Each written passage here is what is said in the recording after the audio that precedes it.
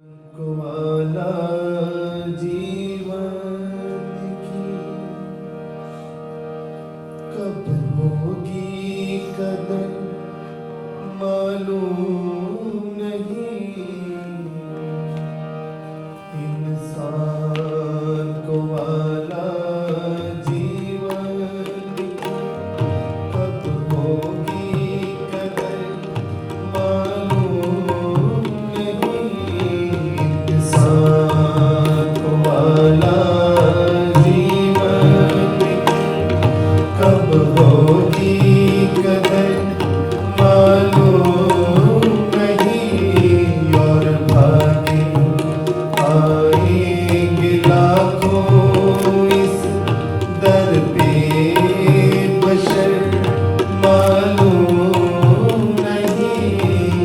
इंसान को आला जीवन की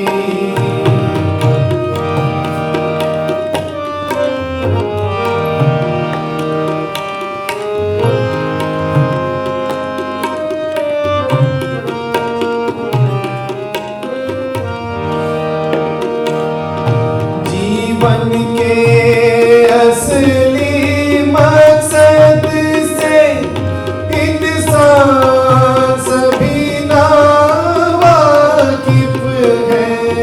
जीवन के असली मकसद से इंसान सभी नावाकिफ है। इंसान सभी वाकिफ है। भटके हैं जीवन पथ से वह भटके हैं जीवन पथ से वह जाना है किधर मालूम नहीं। इंसान को आला जीवन की कब होगी कदर मालूम नहीं। इंसान को आला जीवन की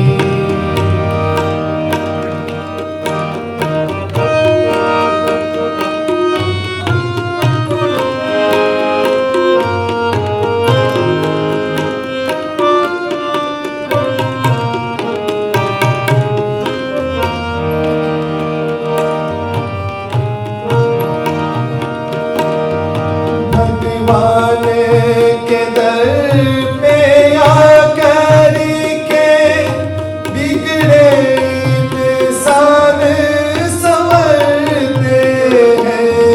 भगवान के दर पे आकर के बिगड़े इंसान संवरते हैं।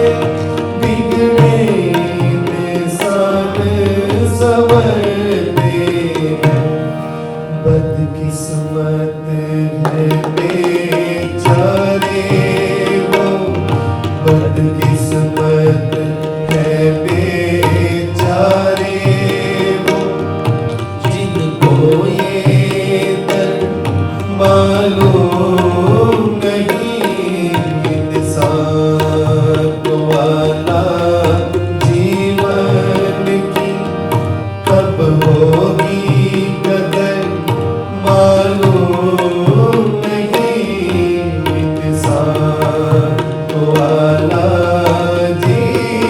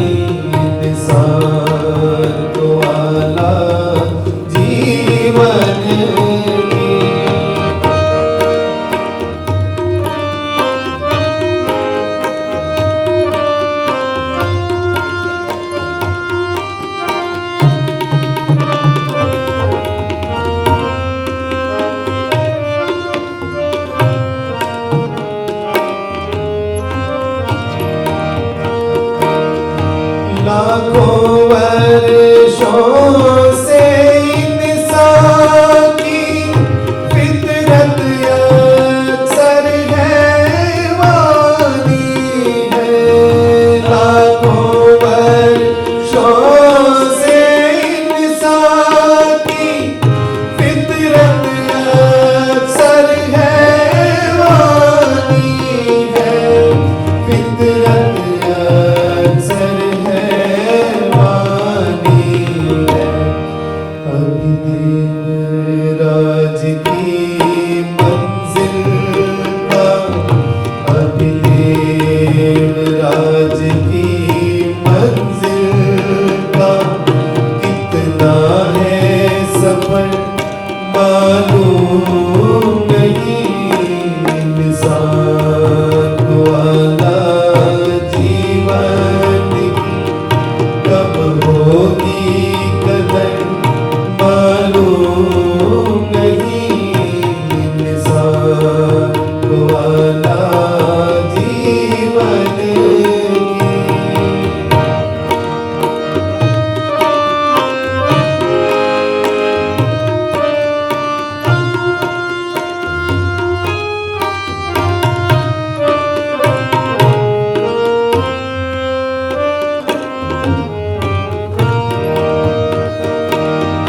भगवान के अद्वितीय जीवन और नादर रूहानी शिक्षा पर।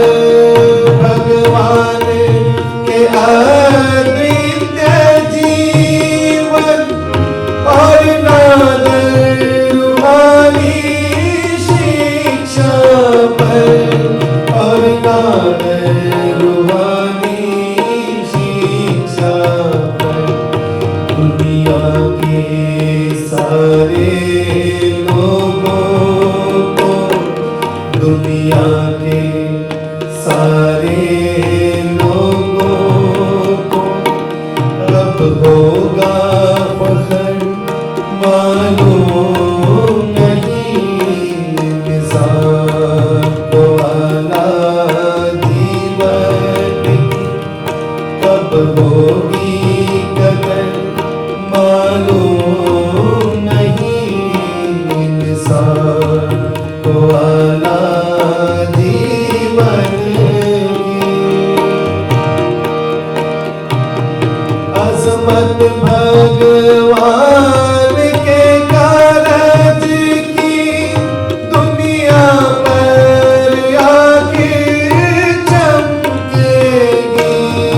अजमत भगवान के कारज की दुनिया पर आखिर चमकेगी।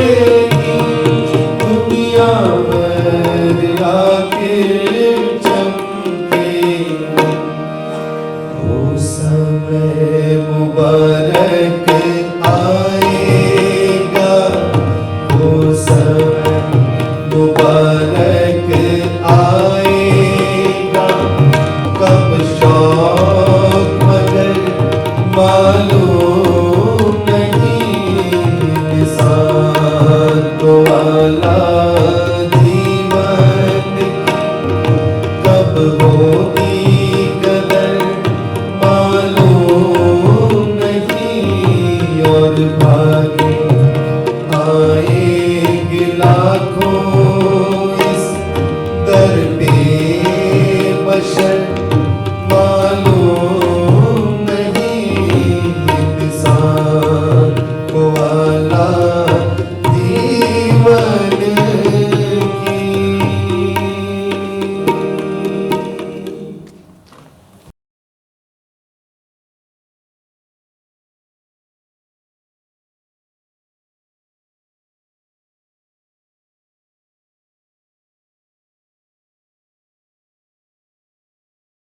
हरे कम देव धर्म प्रवर्ते कम सर्वहित संपादकम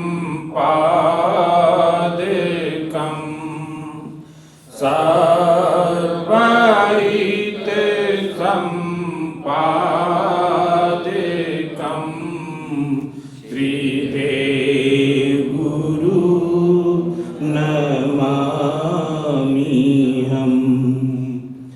देव ज्योति प्रकाशकम् आत्म रूप प्रदर्शकम् देव ज्योति प्रकाशकम् आत्म रोग प्रदर्शकम् आत्म पात प्रदर्शकम् आत्म से में प्रदर्शकम् श्रीदेव गुरु नमाम्यहम्। देव ज्योति प्रकाशकम् आत्म बोध प्रबोधकम्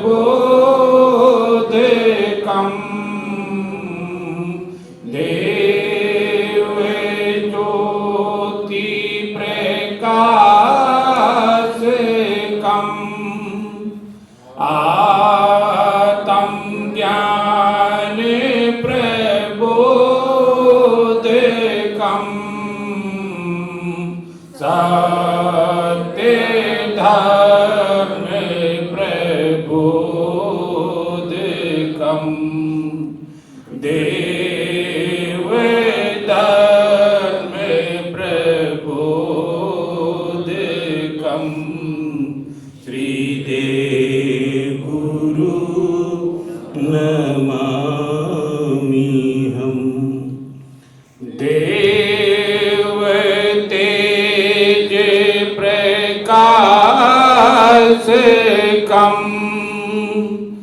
नीचे राग विनाशकम्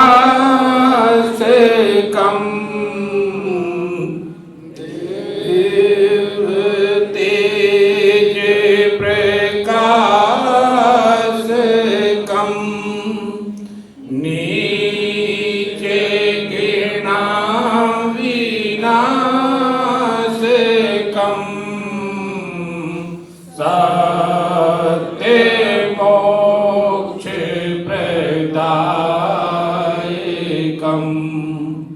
सत्य मोक्ष प्रदायकम् श्रीदेव गुरु नमाम्यहम्। देव तेज प्रकाशकम् उच्च भाव उत्पादकम् देव तेज प्रकाशकम् उच्च राग उत्पादकम् उच्च रूप विकासकम् उच्च रूप विकासकम् श्रीदेव गुरु नमाम्यहम्।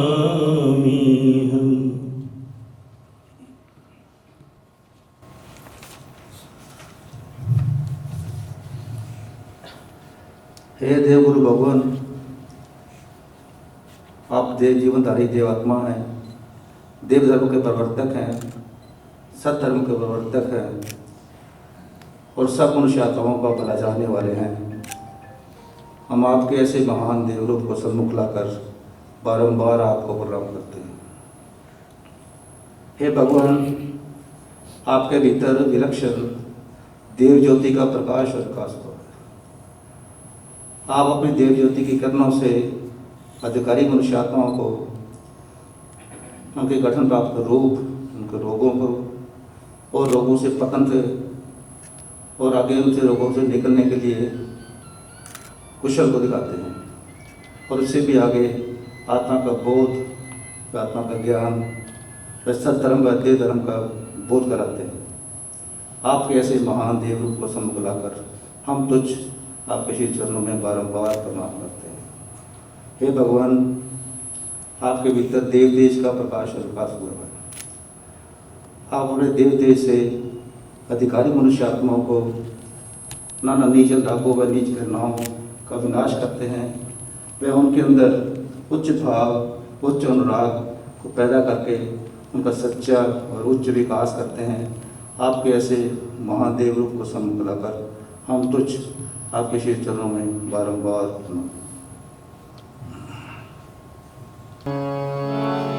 करे हम बेनती सारे, जीवन का द्वार खुल जावे। करे हम बेनती सारे, खुल जावे। करे हम बेनती सारे, धर्म का द्वार खुल जावे।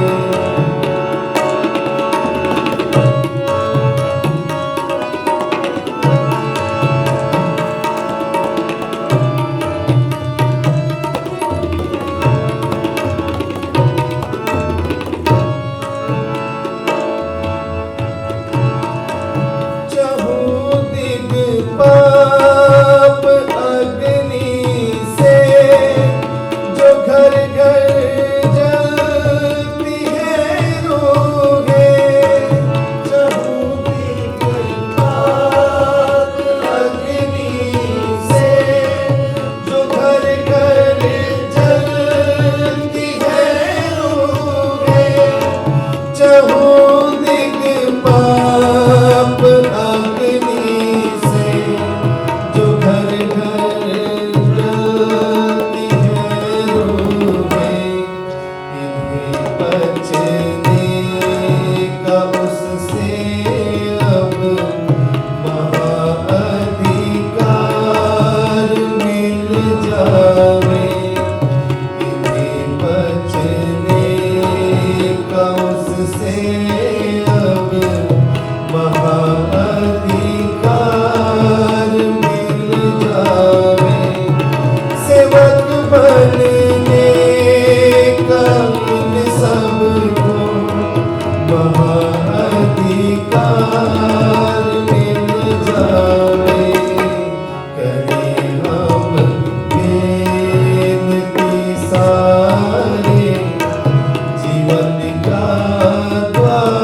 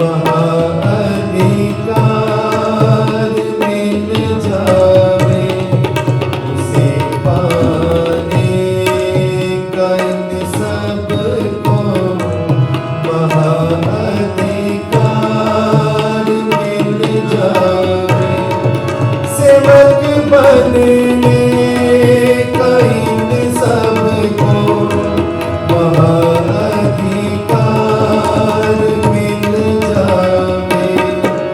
करें हम बेनती सारे, जीवन का द्वार खुल जावे।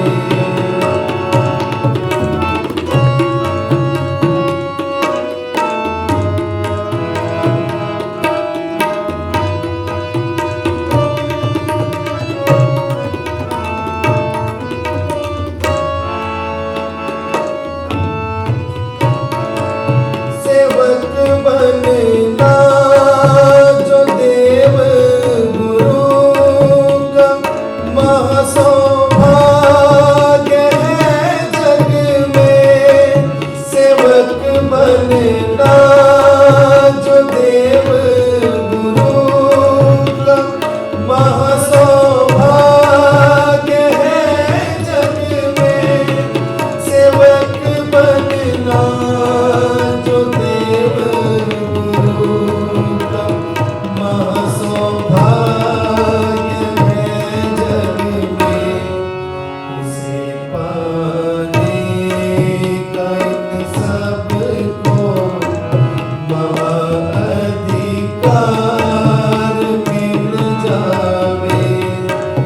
उसे पाने का इन सबको महाअधिकार मिल जावे।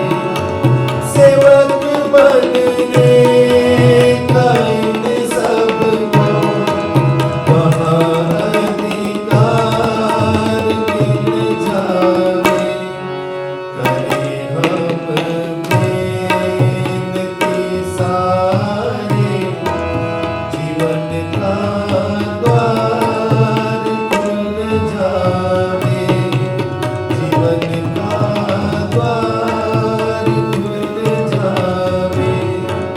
जीवन का द्वार खुल जावे।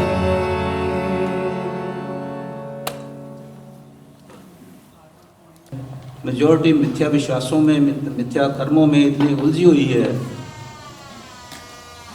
कि आदमी के रोंगटे खड़े हो जाते हैं।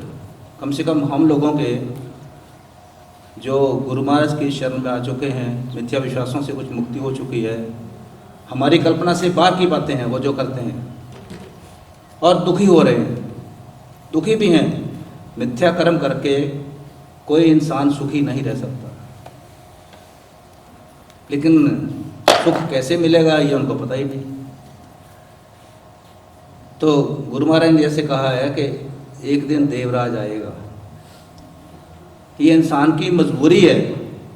इंसान सुख अनुरागी है, तो सुखों के पीछे चलते चलते चलते चलते एक दिन उनको सात्विक भावों का पता लगेगा, और सात्विक भावों से सच्चा सुख मिलता है। तो इसलिए गुरु महाराज ने वैसे नहीं कहा, ये इंसान की यहाँ आना मजबूरी है। समय लग सकता है, गुरु महाराज ने कहा कि देवराज कब आएगा अभी पता नहीं, कितनी सदियाँ लगेगी। जैसे वो दो साइंटिस्ट है, एक स्टीफन हॉकिंग अभी जिन्होंने ब्लैक होल के बारे में बताया, और एक मिशियो काकू है, उन्होंने लिखा फ्यूचर ऑफ ह्यूमैनिटी। तो उन्होंने लिखा है कि ये इंसान की चॉइस नहीं है कि वो आप बाहर के जो सैयारे हैं, प्लैनेट्स है, एक्सप्लोर कर रहे हैं। ये उसकी मजबूरी है कि उन्होंने ज़मीन को इतना गंदा कर दिया है, ज़मीन के अंदर रिसोर्सेज इतने कम कर दिए हैं, ये वायुमंडल इतना गंदा कर दिया है, पानी की कमी हो गई है। इसलिए अपने जीवन के लिए, अपने जीने के लिए उसको बाहर के प्लैनेट्स एक्सप्लोर करने पड़ेंगे। वहाँ पर वो खनिज और ये सारे चीज़ें जो इंसान की ज़रूरत है वो वहाँ पर हैं, वो ढूंढेगा, बनाएगा वहाँ पर। तो इसलिए इंसान की ये मजबूरी है, चॉइस नहीं है, सुख के पीछे वो आएगा। समय अभी पता नहीं 500, 1000, 2000 साल कितने लगे, लेकिन फाइनली गुरु महाराज ने कहा कि यहाँ पर आना पड़ेगा। और दूसरा ये जो भजन गाया कि वहाँ उच्च अधिकार मिल जाए, इंसानी जीवन की इससे बड़ी उपलब्धि और हो नहीं सकती कि गुरु महाराज का उनको पता लगे, दर का पता लगे और सेवक बन के यहाँ कुछ अपना बेहतरी बन कर सके। सेवक बन के तो हम जो 8 प्रतिज्ञा कराते हैं वो गुरु महाराज कहते हैं ये तो ज़मीन लेवल की है आपकी। आप एडमिशन लिए आपने पहली क्लास में, इसके बाद में आपकी योग्यता पर डिपेंड करता है कि आप कितने आगे जाते हो। तो इसलिए हाजरीन, ये आज का दिन बहुत गुरु महाराज के जन्मदिन का 171वां जैसे जन्मदिन है, महोत्सव है। तो ये जो नए जन बन रहे हैं सेवक, मैं समझता हूँ हमें वो दिन याद आ जाने चाहिए। हम भी इसी तरह यहाँ बने थे। हमारी तो बहुत तुच्छ सी योग्यता है, मैं तो अपना समझता हूँ कि गुरु महाराज हमें कहाँ ले जाना चाहते हैं, हमें वो काबिलियत नहीं है। फिर भी जैसे कुछ टूटी फूटी सी योग्यता है, हम अपना अंदर देखें, पीछे की तरफ देखें हम क्या थे और हम आज क्या है। तो हमें दूसरों से कंपैरेटिवली ज़रूर हम महसूस करेंगे कि पहले से हम कुछ, जितनी हमने कोशिश की, जितनी योग्यता है, कुछ ज़रूर बेहतर बने हैं। और वास्तव में होना ये चाहिए कि जब कुछ जीवन का हमें पता लग जाए तो हमारी तो स्पीड इतनी हो जाना चाहिए, हमारी तो सेवा के भाव इतने ज़बरदस्त होने चाहिए कि वो रोके ना रोके। तो जिन लोगों को, जो हमारे साथी कुछ हैं हमारे पास, हम उनके गुण देखें। और जो साथी, जो फोटो यहाँ पर लगे हुए हैं सेवक, जो इस गुरु महाराज के चरणों में आए, उनके अंदर जो गैर मामूली तब्दीली आई, उन्होंने जो लिखा है कि क्या थे हम क्या बन गए। वो श्री नरोत्तम सिंह जी का कल बताया गया, उन्होंने ये लिखा है मृत्यु से जीवन की ओर कि मैंने कोई ऐसी दुष्कर्म, ऐसी बुराई नहीं की, नहीं छोड़ी जिसका कि मुझे मौका मिला और मैंने ना किया हो। और अंत में जब गुरु महाराज के चरणों में आ गए, अपनी पत्नी के चरणों में गिर के माफ़ी मांगी कि मैंने बहुत जुल्म किया। अब ये बाहर की दुनिया में किसी को बताया वो यकीन नहीं करेगा। हमने यहाँ देखा है, ये घटनाएं हुई हैं। बच्चे अपने माँ बाप के चरणों में गिर के माफ़ियाँ मांगी हैं, अपनी धर्मपत्नी के पैरों में गिर के माफ़ियाँ मांगी, इसलिए हम यकीन करते हैं। इसलिए तब्दीली बाहर की दुनिया में पता ही नहीं, ये तब्दीली आ भी सकती है। अब सम्मान के योग्य बुद्ध सिंह जी को जब ये पता लगा तो गांव में थे, अनपढ़ थे, और 20 साल की उम्र तक कहते वो खेती करते थे, और लोबा उनको बुद्धू कहते थे। और ज्यों ही गुरु महाराज की रोशनी मिली, उनके जीवन बदल गया।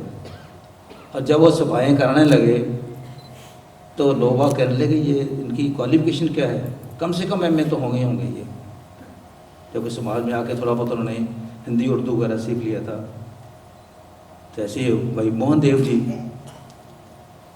जब उनको गुरु महाराज के मिशन के बारे में पता लगा तो जैसे कहते हैं छलांगे लगाता, वो जैसे नई चीज़ मिल जाती है ना, रोशनी मिलती है तो उसके बस की बात नहीं, इतनी गैर मामूली खुशी मिलती है। जैसे वो आपने पढ़ा होगा आर्किमिडीज का प्रिंसिपल, जब उसको बायोन्सी के बारे में पता लगा तो वह नहा रहा था, तो एकदम से उसका खुद का जैसे वजन कुछ कम हो गया, तो उसने कहा ये तो बात बन गई। तो वो यूरेका अपने बुक्स में पढ़ा हुआ है, मिल गया।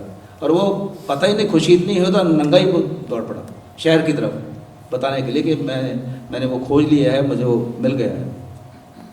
तो समाज के जो भाई मोहन देव जी, इतनी खुशी मिली कि उन्होंने पैम्फलेट्स लिखे और पैम्फलेट्स स्कूलों के और क्लासों के बाहर लगाए कि मैं गुरु महाराज की का सेवक बनने वाला हूँ, कल को आई आप देखिए। और पहले दिन ये डिक्लेयर हुआ था, दूसरे दिन सेवक बनने वाले थे। तो फिर भी उनको तसल्ली नहीं हुई, अपने गले में ढोल बांध के और गलियों में घूमते फिरे कि देखो मैं गुरु महाराज के सेवक बनना। और इतनी विरोधता थी उन दिनों में, कितनी विरोधता के बावजूद भी उनकी खुशी देखी आप कि गलियों में घूम घूम के बताया कि मैं सेवक बनने वाला हूँ। हालांकि विरोधियों ने उस दिन उनका वो सेवक बनने नहीं दिया, कर्मचारी को बहुत परेशान किया, लेकिन फिर भी उनकी वो मोहन देव जी की जो विरोधियों ने जो उनकी हालत की, उससे वो ज़्यादा और स्ट्रांग हो गए और वो उनके कर्मचारी उनके पास पहुँचे, शक्कर में थे शायद से, तो वहाँ पर फिर वो सेवक बने और जीवन में उन्हें क्या गैर मामूली तब्दीली आई। आपको पता होगा कि शायद कनल जी की जब दिमाग में वो चल रहा था कि ये क्या कहानी क्या है, और वो बड़ौदा में गए तो वहाँ भी वो फिलोसफर ने कहा कि सवाल आपके ठीक है, लेकिन तर्क से मैं वो आपको एक्सप्लेन नहीं कर सकता, बात आपकी ठीक, आप ठीक है नहीं, आपको रास्ता मिलेगा। वो रास्ता भाई मोहन देव जी ने दिखाया पी.वी. कनल जी को, तो पी.वी. कनल जी उनके मुतासिर हो। तो गुरु महाराज ने कहाँ से कहाँ, और पी.वी. कनल जी को अपने साथ तकरीबन सबने पढ़ा है कि जो गैर मामूली तब्दीली आई, उन्होंने वो जो किताब लिखा है माई स्टोरी, उसने पहले प्रीफेस में उन्होंने लिखा है कि ये मत समझना कि ये खूबी मेरी है, ये जो मैं आज हूँ सब कुछ मेरी गुरु महाराज की वजह से है। और ऐसी तब्दीली आई उन्हें, और मैं समझा अपनी पत्नी को भी उन्होंने श्रद्धावान मेरी श्रद्धेय धर्म पत्नी लिखा। वो उनका जैसे वाक्य है कि मैं समझता हूँ हम लोगों को भी बड़ा अजीब सा लगता है, बड़ा मुश्किल लगता है कि उनकी बच्ची की मौत हो। उनकी श्रीमती जी बॉम्बे भूटान मांगने के लिए तैयार करते थे, तो बहुत दुख होता है, बच्चे की मौत को देखना बहुत नामुमकिन सा है, बहुत मुश्किल है। तो उनकी तरफ पत्नी वहाँ पर जब आई तो 2 दिन 4 दिन 5 दिन 6 दिन गुजरे, तो उन्होंने शायद कनल जी ने देखा कि ये तो बहुत गमगीन, बहुत अफसोस है, बहुत दुख। तो उन्होंने कहा आप दुख में से इस तरह निकल सकते हो कि आप दान मांगने दोबारा चले जाए। अब शब्द यूँ ही नहीं लिखा भाई वो सूरत उठे तो दान मांग लेते, कहते आपका दुख तभी दूर होगा और आप सेवा के पक्ष में लगे हो। तो ऐसे ऐसे, और मैं समझता हूँ पी.वी. कनल जी के श्रद्धावान बेटे एस.पी. कनल साहब, जिन्होंने गुरु महाराज की फिलॉसफी को जिस ढंग से, जिस डिफरेंट एंगल से इनको एक्सप्लेन किया है, मैं ऐसा अपना एस.पी. कनल जी का जब नाम आता हूँ मैं तो झुक जाता हूँ। क्या उनका दिमाग था, वो शर्मा जी ने कहा कि उनका जिस्म तो है ही नहीं, आत्मा ही आत्मा है जैसे। तो गैर मामूली ढंग से वो सदियों तक कोई ऐसा फिलोसफर नज़र नहीं आता कि गुरु महाराज की फिलॉसफी पे जो रोशनी डाल सके। तो मैं तो समझता हूँ हमारा बड़ा खुश नसीब है, हम बहुत खुश नसीब हैं। और कई बार ये भी लगता है कि हम उस खुश नसीबी को महसूस नहीं कर पाते। खुश नसीब हैं, गुरु महाराज का दर मिला, इससे खुश नसीबी बड़ी कोई नहीं है। लेकिन हमारी, मुझे ये कम से ये लगता है कि हमारी बदनसीबी ये है कि हम वो खुश नसीबी को हमको बोल नहीं पाते। तो मुझे बड़ी खुशी भी है कि आज नए जन वो उनको प्रतिज्ञाएँ करवाई जाएंगी। अभी तो बहुत थोड़े हैं, लेकिन कोई बात नहीं। वो कहते हैं कि सूझवान इंसान दुनिया में बहुत थोड़े होते हैं, विज्ञानी लोग भी बहुत थोड़े होते हैं। लेकिन वो विज्ञानी, एक विज्ञानी ही वो जैसे रिवोल्यूशन ला देता है, नई चीज़। कल न्यूटन की बात हो रही थी, न्यूटन ने, उन्होंने जिस एक विज्ञानी उन्होंने जो बताया ग्रेविटी का, रिवोल्यूशन आ गया। तो इसलिए एक एक विज्ञानी हमारे चाहे थोड़े हैं, लेकिन मुझे ये लगता है जरूर इसके रिवोल्यूशन लाएंगे। और आज जो नए जन बनने वाले हैं उनका मैं नाम बोलता हूँ। जो पहली श्रेणी में मिस्टर चिराग हैं, ये श्रीमान वी जी के लड़के हैं जो मोगा में हमारे वर्कर हैं, बहुत गैर मामूली सेवा कर रहे हैं मोगा में।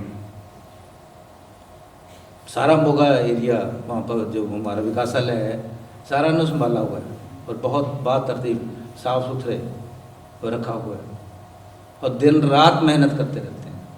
तो मैं तो समझता हूँ ये मिस्टर चिराग अगर खड़े हो जाए, कि मैंने इन बच्चे को देखा है, मैं जाता रहता हूँ वहाँ पर, और दौड़ दौड़ के सेवा करते हैं ये, दौड़ दौड़ के। चल के नहीं, जब भी जाएंगे खुशी से भर जाएंगे। श्रीमान जी पानी लाओगे, अभी श्रीमान जी चाय बन गई है, चाय बन गई। क्योंकि इन्होंने देखा कि इनके श्रद्धेय पिताजी विजय कुमार जी वो देखा जब मंदिर बन रहा था, रात को कहते हैं 12-12 बजे तक मैं लगा रहा, रोशनी करनी है, ये पंखे ठीक करने हैं, ये मिट्टी यहाँ पर पड़ी हुई है।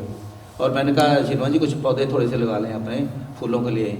दौड़े, फटाफट दौड़ गए और 50 के 60 पौधे लेके आए। और वो जो उन्होंने लगाने वाले ने और जो ट्रांसपोर्टेशन के तो 40-50 लगे। वो कहते लगाने वाला कहते मैं 500 रुपये लूँगा। तो मैं कहा श्रीमान जी कम करके चलो 300-400 दे। तो नहीं राज क्यों दे दूँ, मैंने खुद लगाए। वो गमलों के अंदर साफ करके पौधे लाए, खुद लगाए, उसको 300-400 रुपये दे दिए। और ये बेटा उनकी छत्र छाया पल रहा है। तो इनके श्रद्धेय माता जी भी यहाँ बैठे होंगे साथ में, मैं उनको बधाई दूंगा कि बेटे, मैं समझता हूँ समाज के हम लोग जो सेवक हैं वो इस चीज़ को समझ सकते हैं, महसूस कर सकते हैं कि कितनी खुशी मिलती है कि हमारे बच्चे जो हैं वो आगे, वो जैसे मैं तो कहता ये तीसरी पीढ़ी आ गई। श्रीमान जी रामनिवास जी बैठे हैं, उनके बेटे विजय जी, अब आगे चिराग जी। तो इनमें कितनी बेहतरीन तब्दीली आनी है हम कल्पना कर सकते हैं।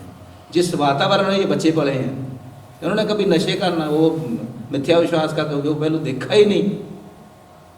तो मैं तो समझता हूँ ये बने बनाए ये तो वर्कर ही हैं, कर्मचारी हैं ये तो समझ के। तो ऐसे मैं समझता हूँ ये बेहतरीन, बहुत खुशी है विजय जी को, राम श्रद्धेय पांडे जी को, बड़े पांडे जी को मैं बधाई देता हूँ कि आपके तीसरी सीढ़ी आपके पोते बन रहे हैं, मेंबर सेवक बन रहे हैं। इससे बड़ी खुशी हमें क्या करें, हम हमारे जो सेवक हैं, सेवकों को बच्चे बन रहे हैं, मैं हमारे लिए इससे ज़्यादा खुशी नहीं है। घर पे बैठते हैं। दूसरे सेवक हैं कार्तिक अग्रवाल हैं, राजस्थान से हैं। तो मैं बहन जी को रिक्वेस्ट करूँगा कृपया करके आपके बारे में बताएं थोड़ा सा।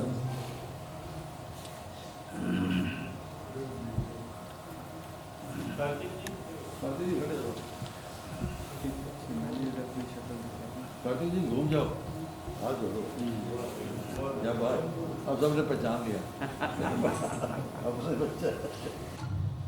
रेगिस्तान में जहाँ जहाँ से पानी गुजरता है फसलें लहलहाती हैं। तो माननीय सेक्रेटरी साहब कल थोड़ा सा राजस्थान का जिक्र किया, बहुत थोड़ा किया, लेकिन बात बहुत बड़ी है उससे। ये 1 या 2 बार राजस्थान नहीं गए, बहुत बार गए हैं। तो समय तो नहीं है, तो मेरे सामने तो वो पिक्चर घूम रही थी सब पूरी की पूरी। तो जो बच्चा खड़ा है, इनका परिवार हमारे ही यहाँ, हम इकट्ठे ही रहते थे। तो जैसे श्रीमान जी वहाँ जाया करते थे, शाम को रात को डिनर के बाद घंटों इनसे बातचीत होती थी। ये बच्चा नहीं था, इनके दादाजी और दादी जी थे। घंटों श्रीमान जी बैठते थे और देव समाज की बातें करते थे, कुछ और भी नैतिकता की बातें होती थी। तो वो जो पानी, ये पानी की बहार लेके जाते थे देव समाज की पार्टीज में। तो वहाँ से ये, हम तो क्रेडिट लेने को ले सकते हैं, तो असली क्रेडिट जाता है श्रीमान जी को, जिन्होंने घंटों और सालों हम पर लगाए। और ये परिवार सालों, इन परिवार हमारे साथ ही रहा, तो सालों ये भी उसी संगत में आते रहे, इनके दादाजी और दादी जी। फिर इनके पेरेंट्स थे जो इसके फादर हैं, इतना अच्छा दिल है उनका। अपनी माता जी हम दादाजी इनके फादर का नाम बताती हूँ, हम उनका प्यार से रिंकू कहते हैं, और वैसे नाम भुवनेश जी है। भुवनेश जी नाम है। शॉप है अनूपगढ़ में, राजस्थान के बॉर्डर के इलाके में शॉप करते हैं। 3 भाई हैं इनके, चाचा जी और ताया जी मिल, चाचा जी है दोनों, ये 3 भाई हैं इनके फादर। तो वहाँ शॉप करते हैं। तो इनकी माता जी को तकलीफ हो गई कुछ, तो यहाँ पर एम्स में दिल्ली में एडमिट थे। शायद 2 लाख का खर्चा डेली का था, या 1 या 1.5 लाख का खर्चा था डेली। तो इन तीनों भाइयों में से किसी ने, और खास तौर पे विशेष तौर पे ये तो थे ही, किसी ने एक दिन के लिए भी ये नहीं सोचा कि इतना पैसा खर्च हो रहा है। पूरे दिल के साथ, सम्मान के साथ इन्होंने उनकी सेवा की और खूब खर्च किया। वो तो चलो स्वास्थ्य नहीं उनका साथ दिया, उनका बचा नहीं पाए। तो माताजी और पिताजी का जो सम्मान इनके फादर और मदर के ने किया है, तो वही चीज इस बच्चे में मैं देखती हूँ। तो अब इनके पेरेंट्स, तो इसकी मम्मा का दिल भी बहुत अच्छा है। पूरे परिवार के बीच में तो जिस तरह से, एज तो छोटी है, लेकिन जिस तरह से वो अपनी भूमिका को निभा रहे हैं, सहनशीलता के साथ पूरे परिवार को बांध के रखा हुआ है, वो काबिल तारीफ है।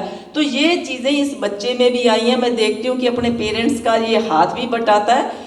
+2 ही अभी कर रहा है ये बच्चा, लेकिन अपने माता पिता के लिए सम्मान रखता है, उनकी बात सुनता है। और उनके माता पिता जी हमारे देव समाज को छोड़ के जा नहीं सकते, तो ये बच्चा तो यहीं है। तो मैं खास तौर पे धन्यवाद करूंगी माननीय श्रीमान जी का, कि जिन्होंने वो जो दिन थे उनके बीच में से जो ये निकल के, ये जो आज तीसरी पीढ़ी है, इनके दादा दादी जी और इनके फादर और ये इनके, अब ये बच्चा आ रहा है, तीसरी पीढ़ी है। तो ये बहुत ही, मैं इनके लिए, अभी हमें आप जो ये तीनों बैठे हैं, तो मैं हमारी नज़र इन पे भी है। तो ये भी जरूर देव समाज के साथ जुड़ेंगे। छोटे छोटे बच्चे काफ़ी हैं, तो मैं इनकी मदर को कहूँगी एक बार आप थोड़ा सा खड़े हो जाएंगे। तो ये जो मदर है, इसने अपने बच्चे में ये चीज़ें जो डाली हैं, फादर का तो रोल है ही है, तो मदर का जो रोल है उसके लिए भी मैं आपको बहुत बहुत बधाई देती हूँ। और आप बच्चे के लिए भी शुभकामना करती हूँ कि आप इसी तरह से जुड़े रहे। बच्चे की शुरुआत, एक पीढ़ी की शुरुआत सबसे बड़े इस बच्चे ने की है, तो पीछे पीछे सब छोटे भाई भी इनके आएंगे, बहनें भी आएंगी। तो मेरे इसी शुभकामना के साथ, और सब धर्म संबंधियों से भी मैं करती हूँ कि इस बच्चे के लिए जरूर शुभकामना करें। बहुत अच्छा दिल और बहुत अच्छे परिवार से ये बच्चा है। Thank you.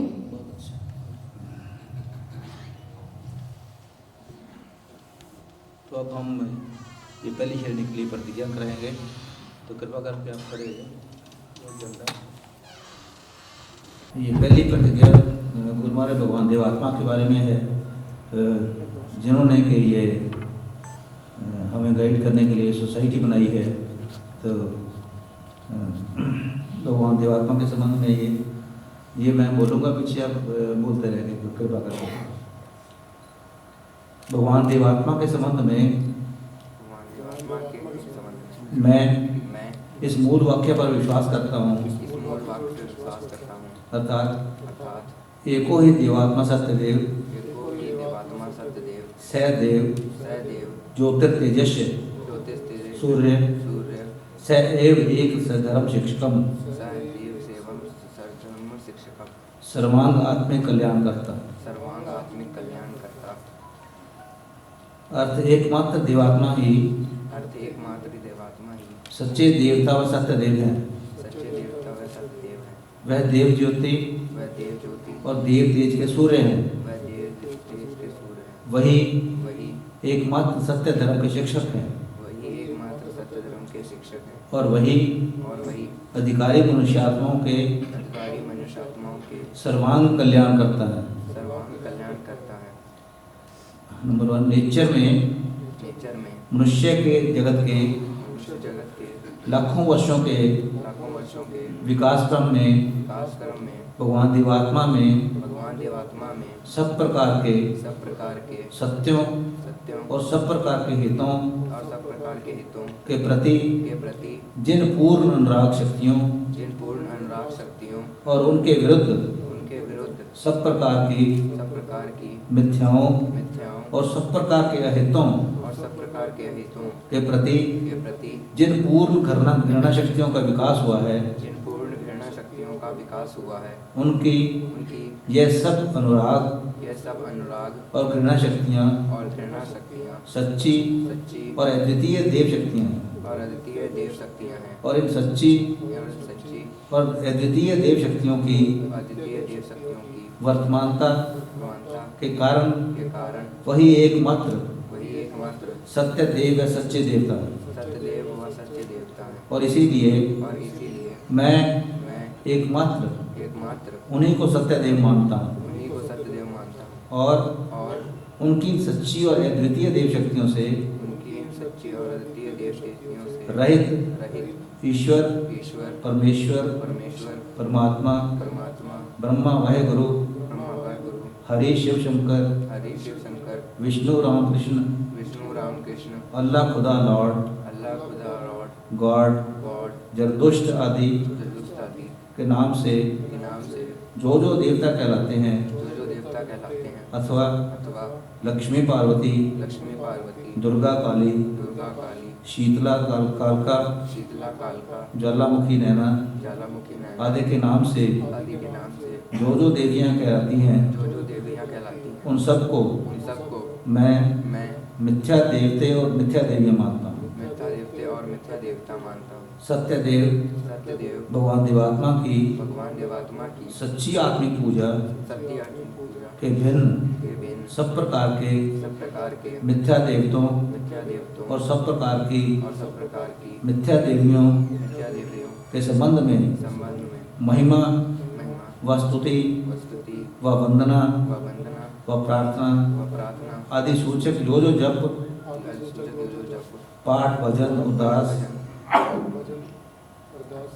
कीर्तन और आरती कीर्तन और आरती आदि आदि पुष्प पुष्प धूप दीप नैवेद्य धूप दीप नैवेद्य बलि आदि भेंट विषय बलि आदि भेंट विषय जितने और जिस प्रकार के साधन प्रचलित हैं और जिस प्रकार के साधन प्रचलित हैं मैं उन सबको मैं उन सबको मिथ्या साधन मानता हूँ मैं साधन मानता हूँ और और मैं किसी ऐसे किसी ऐसे मिथ्या देवते व देवी की मिथ्या देवते व देवी की पूजा पूजा अथवा उसके संबंध में अथवा उसके संबंध में उपरोक्त प्रकार के उपरोक्त प्रकार के कोई साधन कोई साधन नहीं करता नहीं करता और ना मैं और ना मैं किसी और की किसी और की किसी ऐसी पूजा किसी ऐसी पूजा व किसी ऐसे साधन में किसी ऐसे साधन में भाग लेता हूँ भाग लेता हूँ और ना मैं और ना मैं अपनी अपनी आपको सत्य देव विश्वासी आपको सत्यदेव विश्वासी व देव समाजी व देव समाजी बताने के भिन्न बताने के भिन्न किसी भी मनुष्य के किसी भी मनुष्य के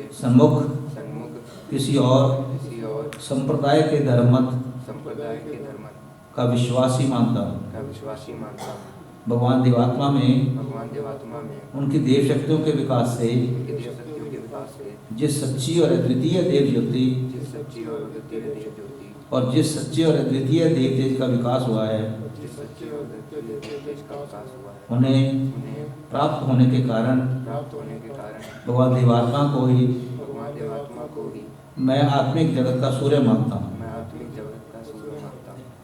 और और प्रत्येक कहलाने वाले देवते प्रत्येक कहलाने वाले देवते व देवी व देवी और प्रत्येक मनुष्य को और प्रत्येक मनुष्य को चाहे वह ऋषि मुनि चाहे वह ऋषि मुनि सिद्ध भूत बुद्ध तीर्थंकर सिद्ध बुद्ध तीर्थ का पैगंबर देवंदर सेठ नबी हादी सेठ नबी आदि पीर वली गुरु वीर वरी गुरु व योगी व योगी भक्त भक्त संत महंत संत महंत स्वामी साईं फूंगी स्वामी स्वामी आदि किसी नाम से भी आदि किसी नाम से भी पुकारा जाता हो पुकारा जाता हो इस देव ज्योति इस देव ज्योति और देव तेज से और देव तेज से पूर्णतः शून्य व रहित मानता हूँ। पूर्ण शरण से मैं वर्जित मानता हूँ। मनुष्य के आत्मा की मनुष्य की आत्मा की गठन गठन और उसके जीवन के पतन और उसके जीवन के पतन और उस पतन से पतन से उसकी मोक्ष उसकी मोक्ष और उसमें उचित जीवन के विकास के संबंध में उचित जीवन के विकास में निश्चय नेचर मूलक जो सत्य है नेचर जो सकते हैं उसको उसको मैं सत्य धर्म का ज्ञान मानता हूँ मैं सत्य का ज्ञान मानता हूँ। और उसके भिन्न और उसके भिन्न मैं किसी और मत और किसी और मत व विश्वास को व विश्वास को सत्य धर्म का ज्ञान नहीं मानता सत्य धर्म का ज्ञान नहीं मानता। और और मैं भगवान देवात्मा को ही मैं भगवान देवात्मा को ही सत्य धर्म का एकमात्र शिक्षक सत्य धर्म का एकमात्र शिक्षक व गुरु व गुरु व देव गुरु व देव गुरु व जगत गुरु व जगत गुरु मानता हूँ मानता हूँ। और उनके भिन्न और उनके बिन किसी मनुष्य किसी मनुष्य व कहलाने वाले देवता कहलाने वाले देवता व देवी व देवी को सत्य धर्म का शिक्षक व सत्य धर्म का शिक्षक व गुरु नहीं मानता। व गुरु नहीं मानता। यह जानकर यह जानकर कि भगवान देवात्मा कि भगवान देवात्मा देव जीवन को प्राप्त होकर देव जीवन को प्राप्त होकर अपने लक्ष्य के अनुसार अपने लक्ष्य के अनुसार मनुष्य जगत में मनुष्य जगत में जिस जिस सत्य जिस सत्य और शुभ का और शुभ का राज राज अथवा देवराज लाना चाहते हैं, अथवा देवराज लाना चाहते हैं, जिसके लिए जिसके लिए उन्होंने सब प्रकार के आवश्यक समर्पण और त्याग किए हैं, उन्होंने सब प्रकार के आवश्यक समर्पण और त्याग किए हैं, उस देवराज के आने और उस देवराज के आने और सब प्रकार की मिथ्या और सब प्रकार की मिथ्या और सब प्रकार के अशुभ और सब प्रकार के अशुभ के नष्ट होने से ही नष्ट होने से ही उसका उसका और उसके द्वारा उससे नीचे के व्यक्तियों का उसके नीचे के जगतों का कल्याण हो सकता है। कल्याण हो सकता है। मैं मैं भगवान दिवात्मा को ही भगवान देवात्मा को ही प्रत्येक अधिकारी आत्मा के लिए प्रत्येक अधिकारी आत्मा के लिए सर्वांग कल्याणकर्ता मानता हूँ। सर्वांग कल्याणकर्ता मानता हूँ। ये प्रतिज्ञाएं एक दुराचारों के संबंध में है और एक सदाचारों के संबंध में है। जैसे वो हमने अगर जिस्म ठीक रखा हो तो जैसे ठीक बैलेंस डाइट खानी और ताज़ा हवा पानी जरूरी है, उसी तरह अनबैलेंस्ड या दूषित खुराक से दूर रहना और गलत वातावरण से दूर रहना भी जरूरी है। इसलिए गुरु महाराज ये कहा है कि आत्मा के विकास के लिए कि दुराचार के संबंध में भी और सदाचार के संबंध में।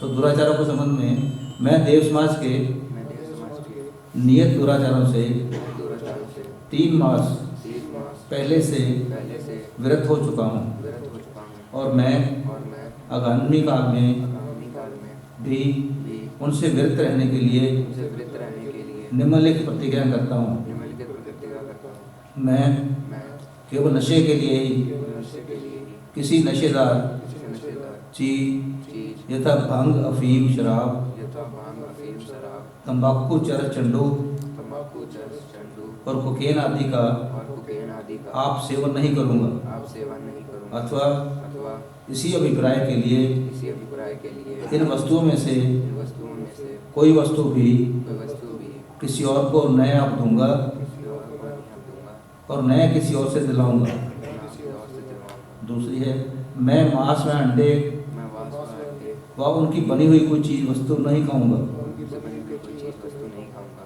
अथवा अथवा उन्हें किसी और को खाने के लिए और मैं किसी और को खाने के लिए नया आप दूंगा ना दूंगा और ना किसी और से दिलाऊंगा। ना और किसी और से दिलाऊंगा। मैं मैं जुआ नहीं खेलूंगा जुआ नहीं खेलूंगा। व इस काम में मैं इस काम में किसी और की सहायता नहीं करूंगा। किसी और की सहायता नहीं करूंगा। चौथा है मैं चोरी नहीं करूंगा मैं चोरी नहीं करूंगा। व इस काम में मैं इस काम में किसी और की सहायता नहीं करूंगा। किसी और की सहायता नहीं करूंगा। पांचवा है मैं किसी से रिश्वत नहीं लूंगा। मैं किसी से रिश्वत नहीं लूंगा। आगे है मैं किसी का मैं किसी का कोई कर्जा कोई कर्जा व किसी की अमानत व किसी की अमानत दबा लेने से दवा लेने से व उसके देने के योग्य होकर भी व उसके देने के योग्य होकर भी उसे न देने उसे ना देने अथवा अथवा अपनी ओर से अपनी ओर से किसी शुभ काम के लिए किसी शुभ काम के लिए किसी दान की किसी दान की प्रतिज्ञा करके प्रतिज्ञा करके उसके देने के योग्य होकर उसके देने के योग्य होकर उसे भी उसे भी न देने के ना देने के व व किसी से कोई वस्तु मोल लेकर किसी से वस्तु को मोल लेकर उसके उसे दाम न देने का पाप न करूँगा। उसे दान ना देने का पाप नहीं करूँगा। मैं मैं विचार नहीं करूँगा व्यभिचार नहीं करूँगा। वह इस काम में किसी की सहायता नहीं करूँगा मैं इस काम में किसी की सहायता नहीं करूँगा। अथवा अथवा अपनी पत्नी के अपनी पत्नी के इस लोक में जीते हुए इस लोक में जीते हुए दूसरा विवाह नहीं करूँगा। दूसरा गवाह नहीं करूँगा। आठवां मैं किसी उचित अधिकार के बिना मैं किसी उचित अधिकार के बिना किसी जीव का किसी जीव का वध नहीं करूँगा। वध नहीं करूँगा। अब आगे ये प्रतिज्ञाएं हैं सदाचार के संबंध में।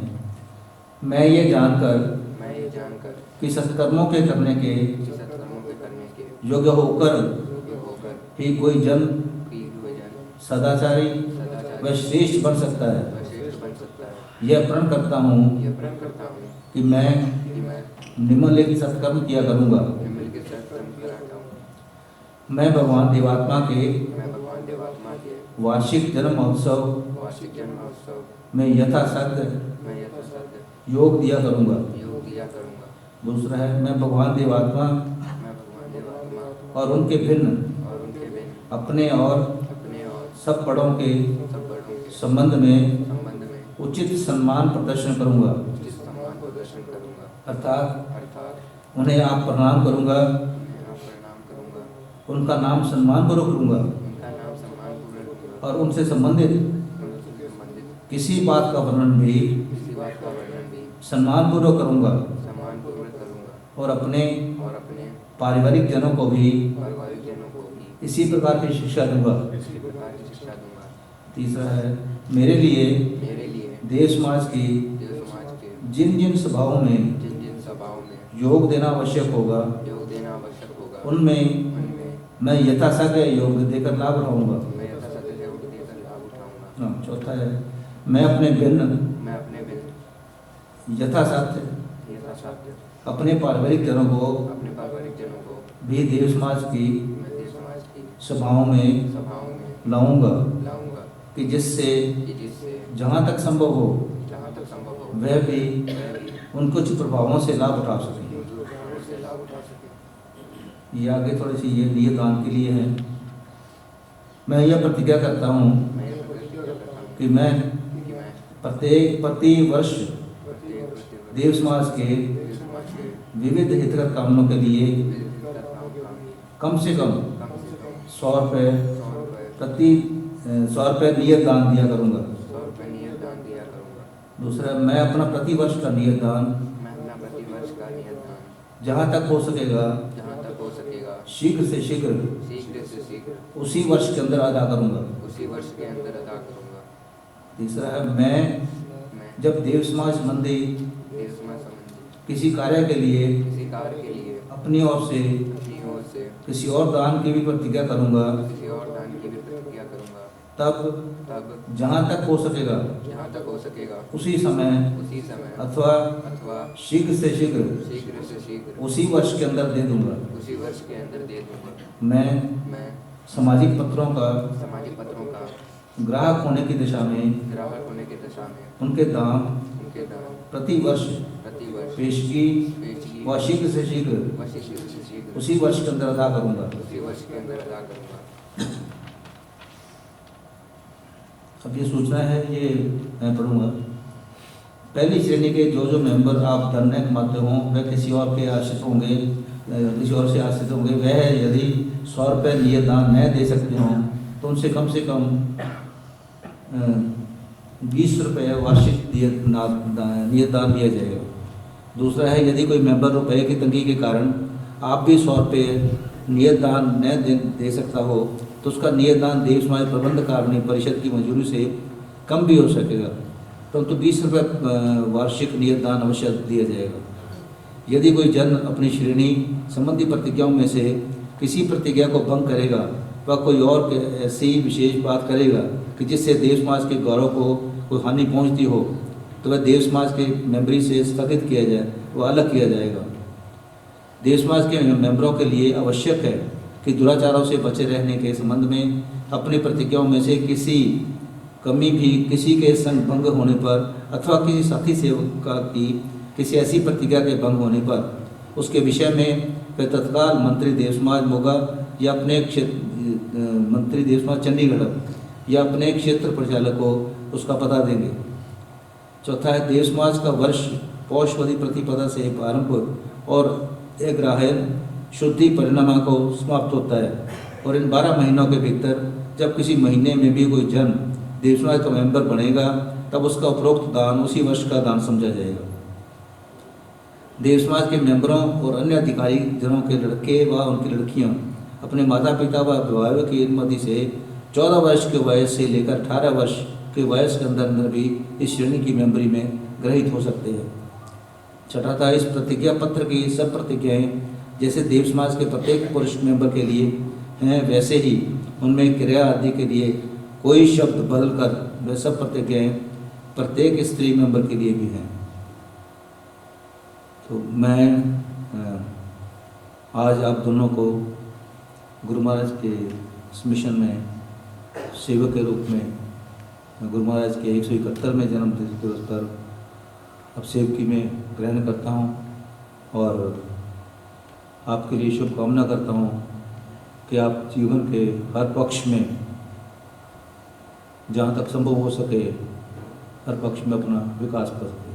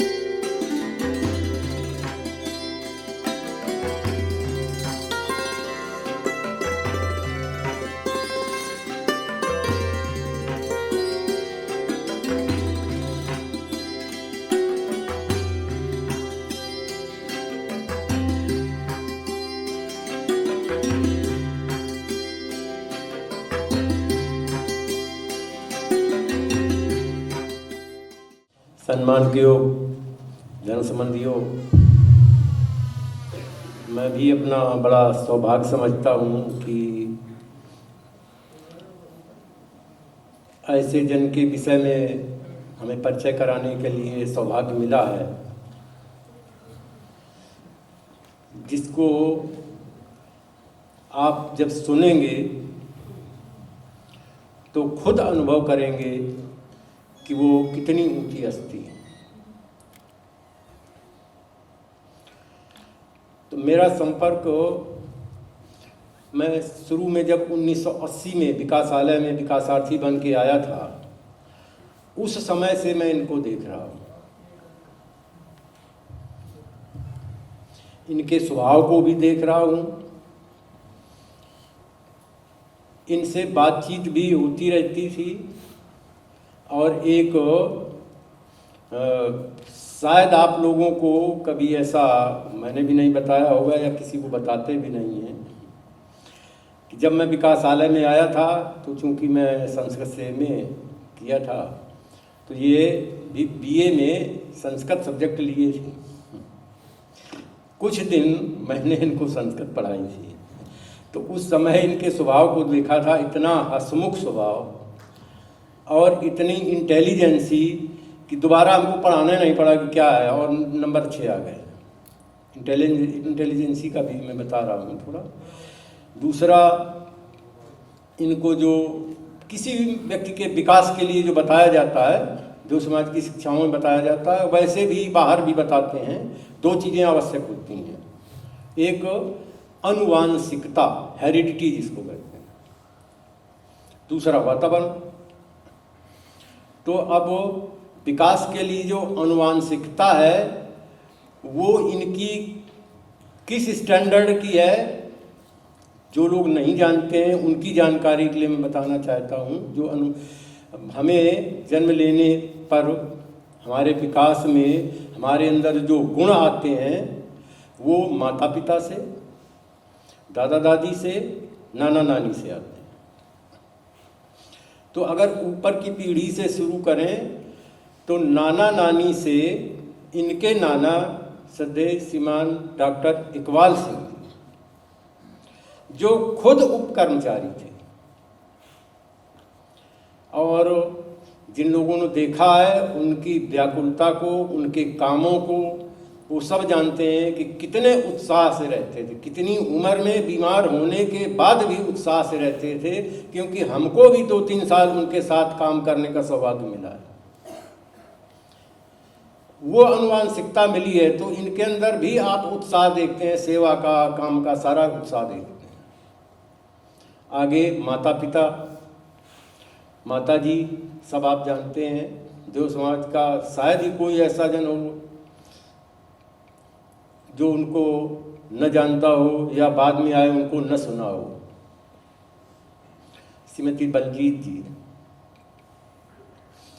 जिनका सेवा भाव और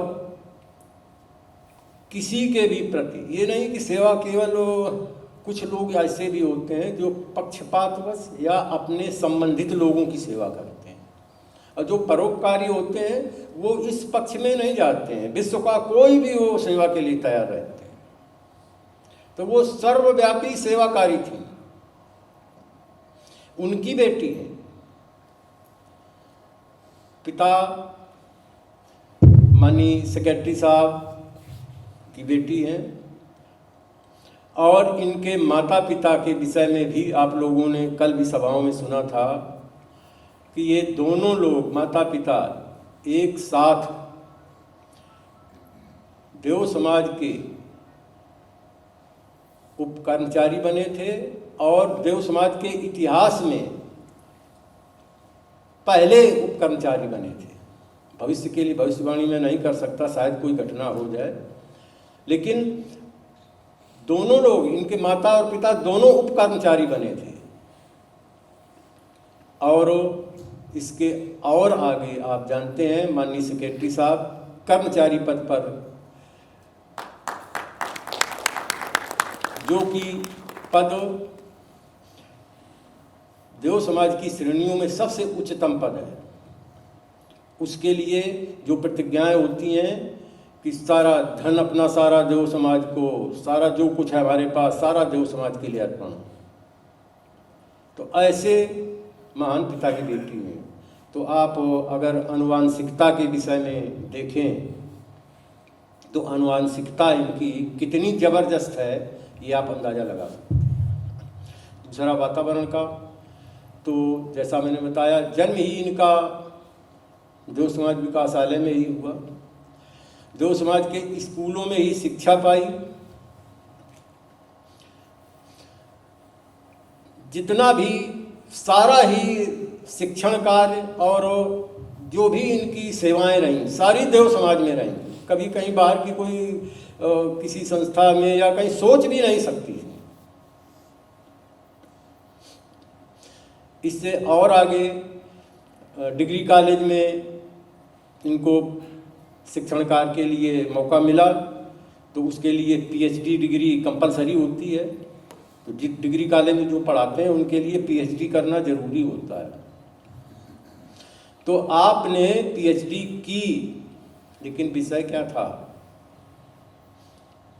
आप बहुत जानते हैं, जो लोग नहीं जानते हैं देव समाज की शिक्षा पर पीएचडी की हुई है। और जो पीएचडी करता है उसको ये जाना जाता है कि उसको उस विषय में बहुत ज्ञान है। तो देव समाज की शिक्षा के विषय में इनको बहुत ज्ञान है। इससे और आगे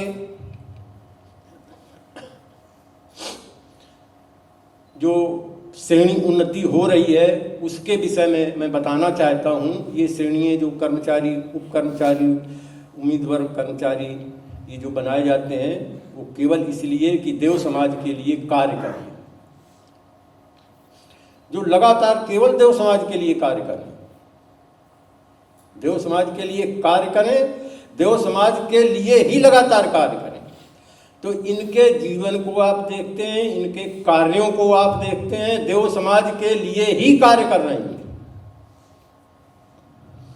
कार्यों में जैसे अभी एक शिक्षण संस्थाओं में थोड़ा सा विकृति आई, उनमें कुछ सुधार होने की आवश्यकता थी। तो सबसे पहले, अब केवल देव समाज में अभी तक पहली बार ऐसा हुआ है जो शिक्षण संस्थाएं केंद्रीकरण किया गया है। माने जितनी भी शिक्षण संस्थाएं हैं वो देव समाज हेड ऑफिस से संचालित होंगी, और वो केवल इन्हीं ने सुझाव दिया, इन्हीं ने संग्राम किया और इन्हीं के द्वारा ही संभव हुआ है।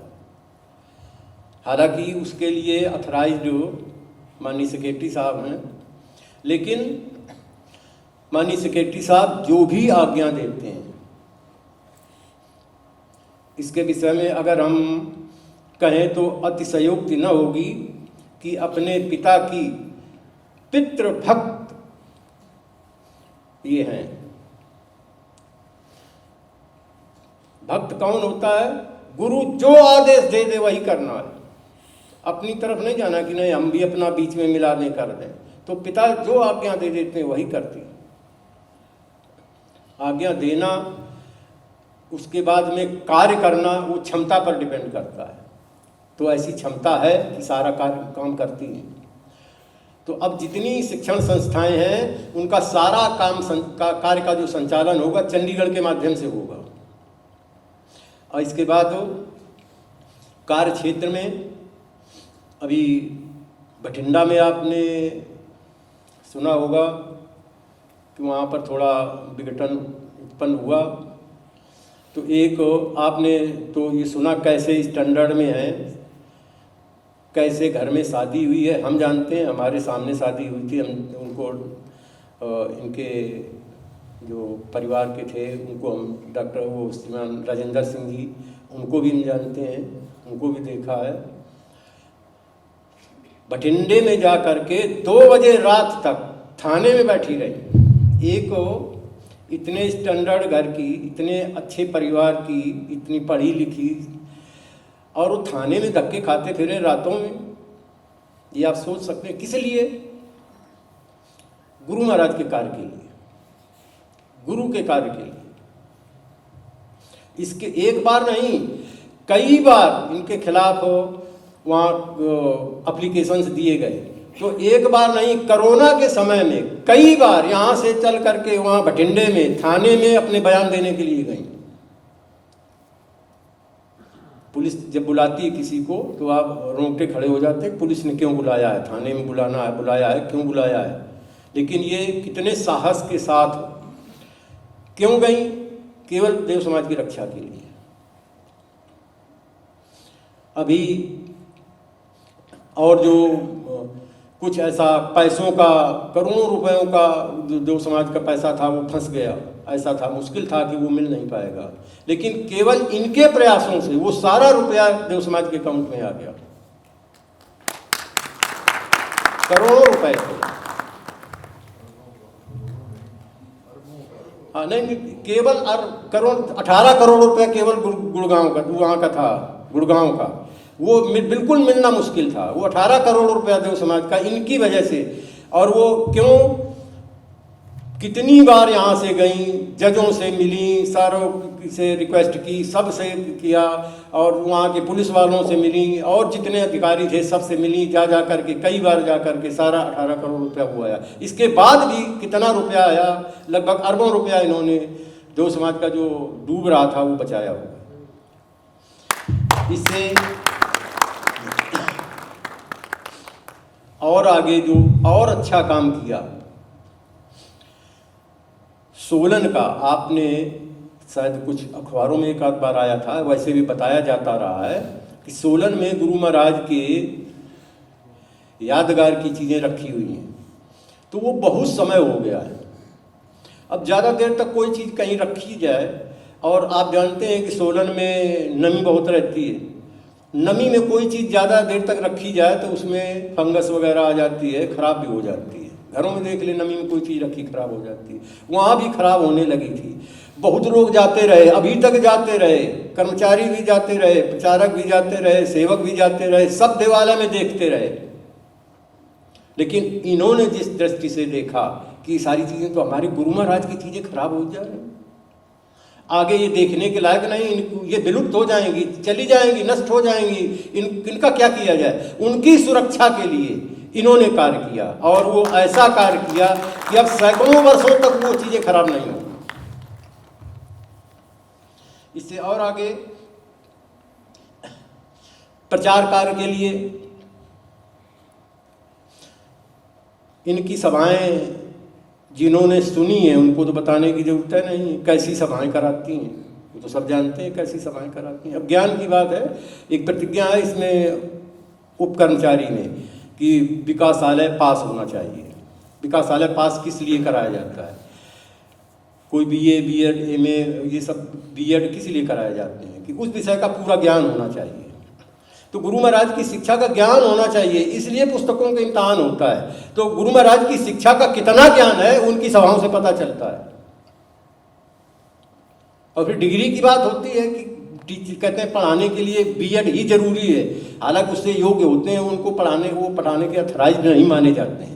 तो इनके पास पीएचडी, देव समाज की शिक्षा की पीएचडी है, इसलिए इनको देव समाज की शिक्षा का जो पीएचडी प्राप्त कर ली है तो कितना ज्ञान होगा इनको, विकासालय और किताबों से भी कितना ऊंचा ज्ञान है, ये बिल्कुल इस पद के योग्य हैं। प्रचार का काम जहाँ भी बताया जाए, जहाँ भी सभाओं के लिए दिया जाए, फिरोजपुर जाती है, वहाँ सभाएं कराती हैं। अभी आप देखें कितनी संघर्षमयी स्थिति थी अकबरपुर की, वहाँ पर जाकर इन्होंने सभाएं कराई, और उसको सारा ही इस तरह से कई बार अपने टेलीफोन से बात करके या उनको यहाँ बुला करके खुद उनके पास जा करके ऐसा वातावरण बना दिया कि जो बिल्कुल एक बहुत ही संघर्षमय वातावरण था, बिल्कुल सीधी रास्ते पर आ गया है। वो केवल इनके प्रयास से हुआ। तो प्रचार कार्य भी ठीक कर रही हैं, योग्यताएं भी ठीक हैं, सारी ठीक हैं।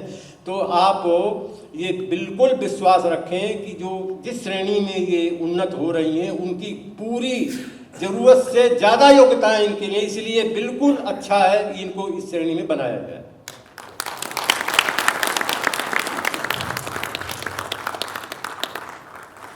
मैं कुछ थोड़ा सा और बताना चाहूँगा।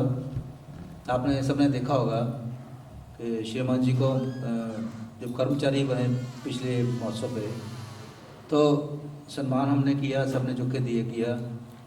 लेकिन बहन जी अगरीज ने, जैसे वो कहते षष्टांग प्रणाम, वो लड़के तो आम करते हैं, लेकिन मैंने नहीं देखा।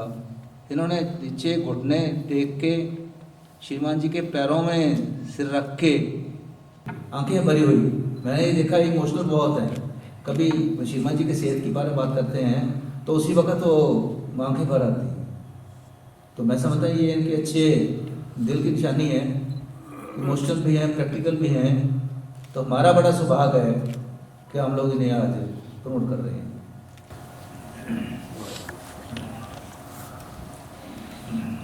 बस मैं ये बोलूँगा कृपा करके आप आगे बोलते हैं। ये पहली ये प्रतिज्ञा उसमें है, मैं आगामी काल में देव समाज की एक व दूसरे प्रकार की सेवा के अधिक से अधिक योग बनना और पूर्ण रूप से उसके शासन के अधीन रहकर और अपना सारा कार्यगत समय देकर और उससे कोई वृत्ति ना लेकर केवल निर्वाह वृत्ति लेकर उसकी सेवा करना ही मुख्य रूप से अपने जीवन का लक्ष्य रखूंगी। देव समाज की एक व दूसरी प्रकार की सेवा के योग्य बनने के लिए शिक्षा के जिस जिस कोर्स में से और जितने जितने समय के लिए गुजरने की मेरे लिए सामाजिक शासन की ओर से आवश्यकता समझी जाएगी, मैं उसमें से भली भांति गुजरूंगी। मैं किसी लड़के को अपना मुतबन्ना ना बनाऊंगी, ना ही किसी पुरुष के साथ धर्म के नाम से पिता, भाई, बेटा आदि का संबंध स्थापन करूंगी। मैं देव समाज प्रबंधकारिणी परिषद के फैसले अनुसार कम से कम, यहाँ 5 था, मैंने 500 रुपये देव समाज को प्रतिवर्ष नियत दान दिया करूंगी। ये आगे सूचना है, मैं ये सूचना बढ़ के सुनाऊंगा आपको।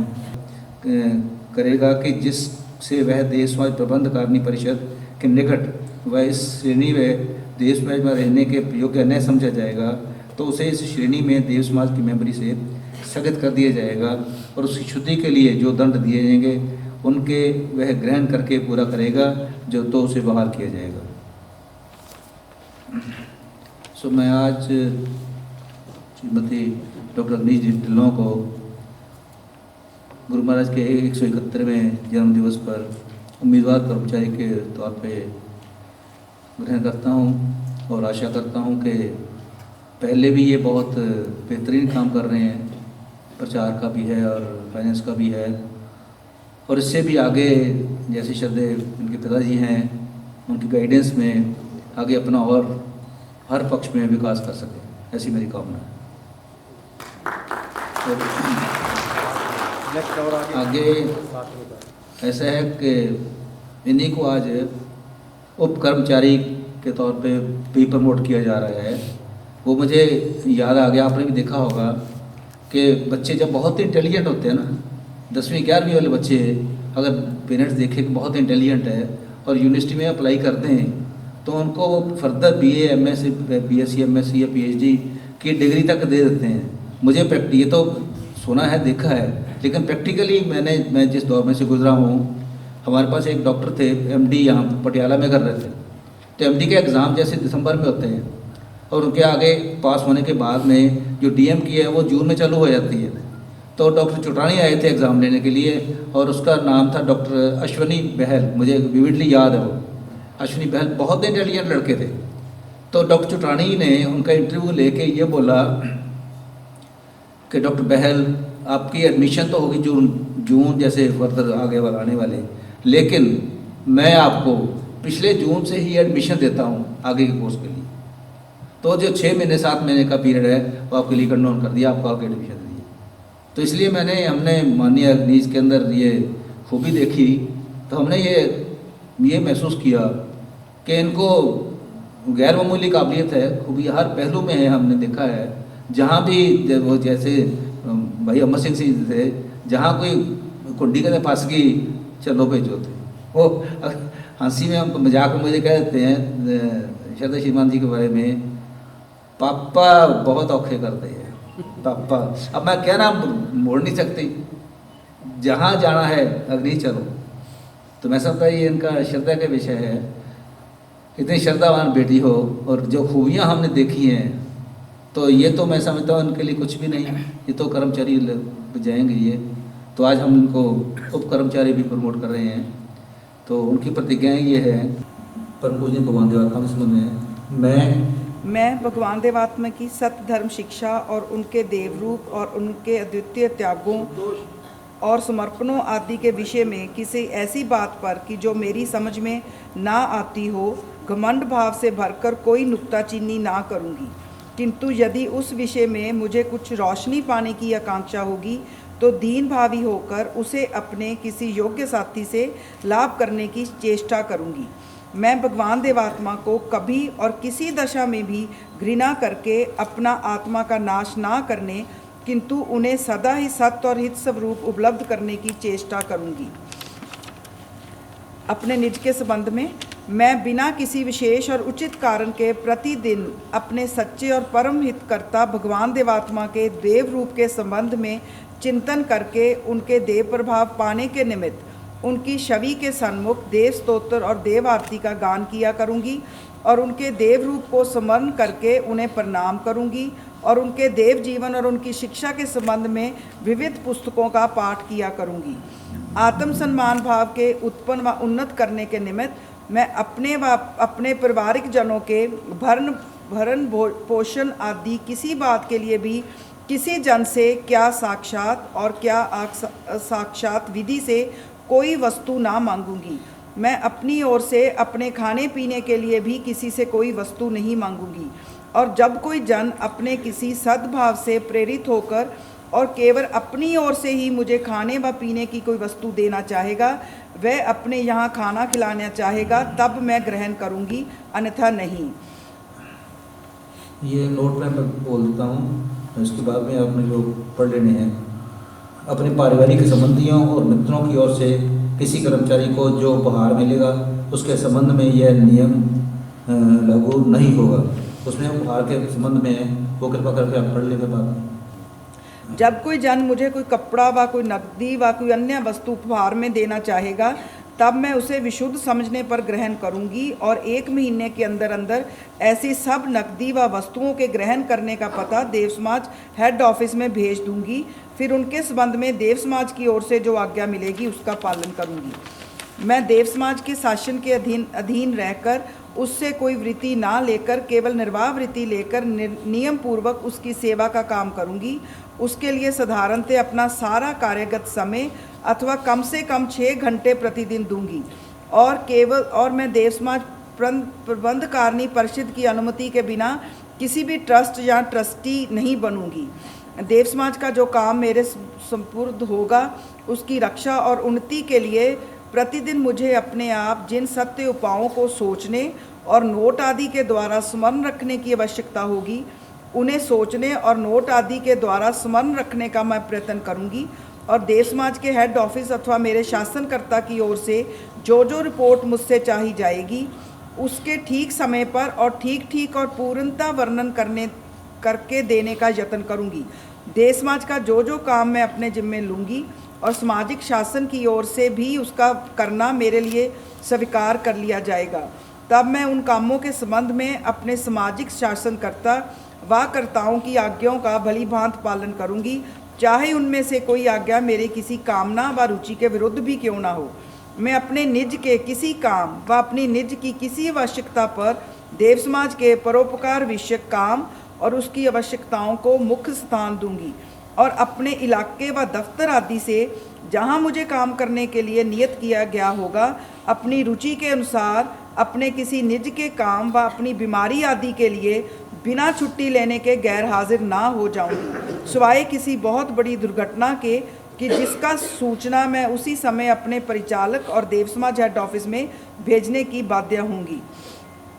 मैं देव समाज के मेंबरों और सहायकों का भगवान देवात्मा और देव समाज के साथ संबंध बढ़ाने की सदा चेष्टा करूंगी, उन्हें अपने साथ जोड़ने और अपने प्रति संबंध को बढ़ाने वाले सब प्रकार के महानीच और आत्मविनाशक भावों की पहुंच से ऊपर रहने की चेष्टा करूंगी।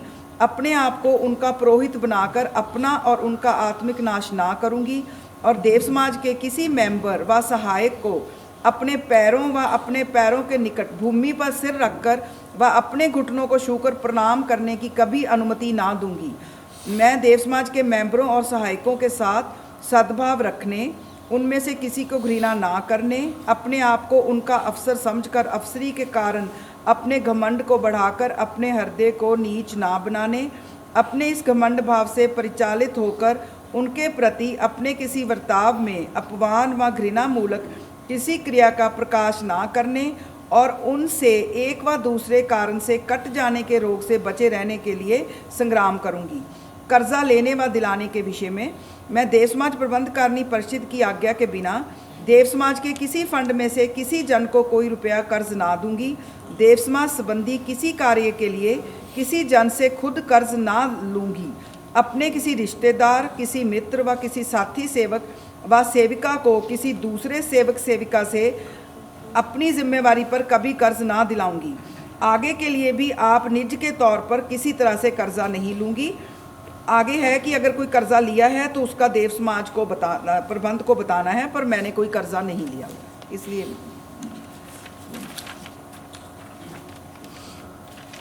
नियत दान के संबंध में मैं देव समाज प्रबंधकारिणी परिषद के फैसले के अनुसार अथवा कम से कम 500 रुपया देव समाज को प्रति वर्ष नियत दान दिया करूंगी। अब ये सोचना है, यदि कोई जन उपरोक्त प्रतिज्ञाओं में से किसी को भी भंग करेगा अथवा उनके भिन्न भगवान देवात्मा और देव समाज के संबंध में कोई ऐसी अनुचित क्रिया करेगा कि जिससे वह देव समाज प्रबंधकारिणी परिषद के निकट वह श्रेणी देव समाज में रहने के योग्य न समझा जाएगा, तो उसे इस श्रेणी व देव समाज की मेमोरी से स्थगित कर दिया जाएगा और उसकी शुद्धि के लिए उसे दंड दिए जाएंगे। उन्हें वह ग्रहण करके पूरा करेगा तो उसे बहाल किया जा सकेगा। यदि कोई जन अपनी श्रेणी संबंधी प्रतिज्ञाओं में से किसी प्रतिज्ञा को भंग करेगा व कोई और ऐसी विशेष आपत्तिजनक क्रिया करेगा कि जिससे देव समाज के गौरव को हानि पहुँचती हो, तो वह श्रेणी व देव समाज की मेमोरीज में स्थगित कर दिया जाएगा और उसकी ओर से बहाली के लिए आवेदन पर उसको परिषद की ओर से आवश्यक दंड दिए जाएंगे। यदि वह ऐसे दंड स्वीकार करे व पूरे न करेगा तो वह उस श्रेणी से गिरा दिया जाएगा, प्रदेश समाज की मेमोरी से ही अलग किया कर दिया जाएगा। तो मैं आज माननीय गणेश को गुरु महाराज के 71वें जन्म दिवस महोत्सव पर शुभकर्म कर्मचारी की श्रेणी में प्रेरित करता हूँ और शुभकामना करता हूँ कि पहले से भी और बेहतरीन आप ज़्यादा शक्ति लगाकर समाज का काम कर सकें और हमारे लिए बहुत खुशी की बात है और आपके लिए शुभकामना है कि आप हर तरफ अपना विकास कर सकें।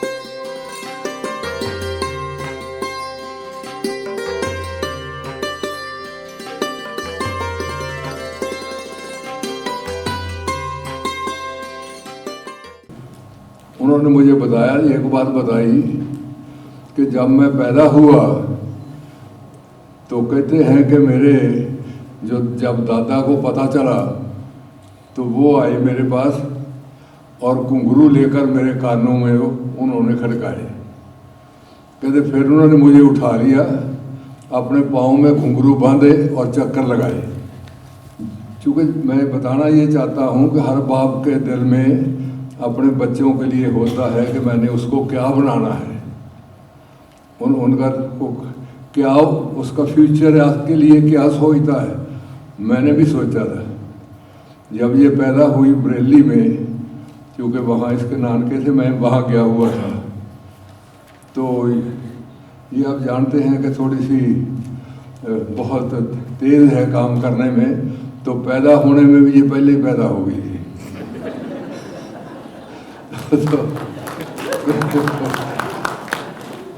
तो जब मुझे डॉक्टर ने, वो नर्स ने लाकर इसको दिया, तो मैंने इसको ऐसे रखा, तो मैंने इसकी आंखों में आंखें डाल के कहा कि बेटी, दुनिया में बहुत एक्सप्लॉयटेशन बढ़ी है, दुनिया में दुख बढ़ा है, दुनिया में मुसीबत बढ़ी है, तूने पढ़ के ये दुख कम करना है, मुसीबत कम करनी है, लोगों के काम आना है।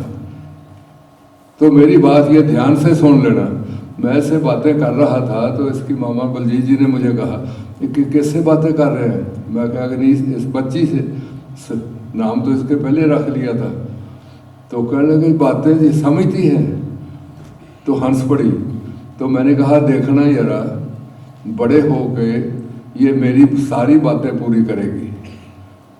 मेरा ये मकसद ये था कि ये किसी ऊंचे लक्ष्य के लिए जिए और लोगों के लिए जिए, दुनिया का दुख एक्सप्लॉयटेशन कम करने के लिए जिए। तो मेरे सामने वो नक्शा था, इसलिए मैंने इसको उसके लिए तैयार करना शुरू किया। ये शुरू से मुझे एक आता था कि ये बोलना सीखे स्टेज के ऊपर। तो इसी हाल में जो 12 साल के बच्चे थे, उसमें इसने डेक्लेमेशन कॉन्टेस्ट था, उसमें ये बोली थी। तो बोली क्या थी कि निज़ाम कोहना के मफलूज फलसफा दानो निज़ाम नौ के तकाजे सवाल करते।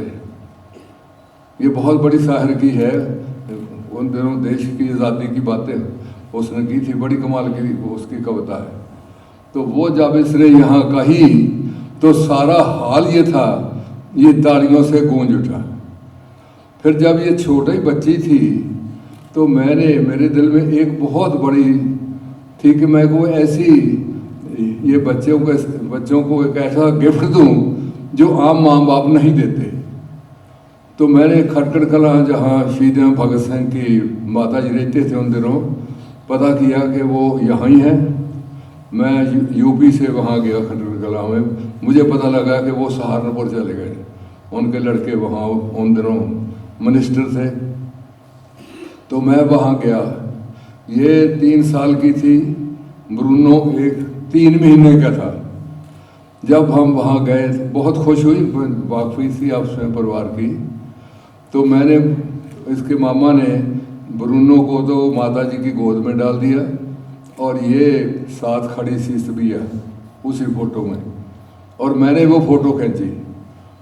तो मैं ये बच्चों के लिए बहुत बड़ा गिफ्ट मानता हूँ कि शहीद भगत सिंह की माँ के गोद में मेरा एक बच्चा लेटा हुआ है, दूसरा उनके पास खड़ा है, उनकी माँ भी पास बैठी है। तो वो फ़ोटो मैंने जो बलजीत जी का जीवन चित्र लिखा है तो उसमें वो दी जाएगी। तो ये मेरा जो इनके लिए था कि किधर को जाए किधर को कौन सा मकसद ये अपने जीवन को लेकर चले। इसलिए मैं महसूस करता हूँ कि इसने मेरा सारा सपना साकार कर दिया। मैं आज जितना खुश हूँ और खुशी के आंसू मैं रोक नहीं पा रहा कि कोई बच्चा अपने पिता के, अपनी माँ के ऐसे सुपने को साकार कर दे, उससे बड़ी को बात नहीं है। मैंने नहीं चाहा कि ये बड़ी हो के वकील बन जाए, बड़ी हो के किसी और बड़ा इंजीनियर बन जाए, डॉक्टर बन जाए, पुलिस में चली जाए या मिलिट्री में चली जाए। मैंने कहा लोगों के काम आइए, दूसरों के लिए जिए। तो वो मकसद जो था, वो मेरा सुपना जो था, वो इस बेटी ने साकार कर दिया। इसलिए मैं बहुत ज़्यादा इससे प्यार करता हूँ। मुझे पता है इसकी योगदान का। मैंने इसे जिस काम के लिए भी भेजा, वो आधी रात तक ये दिल्ली में हाई कोर्ट में वहाँ खड़ी रही वो जो हमारा वो हमने सब ने कैद हो जाना था, वो केस ऐसा था,